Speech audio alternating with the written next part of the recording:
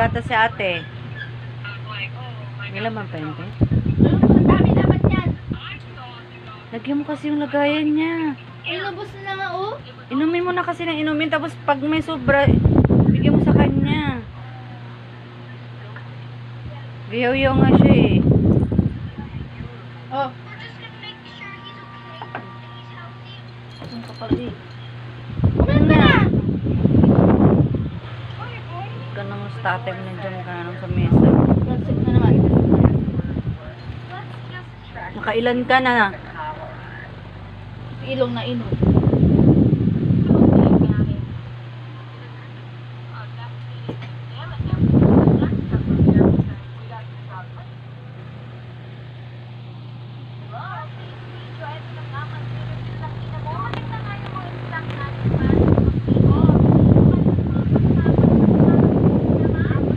Last na yan ha.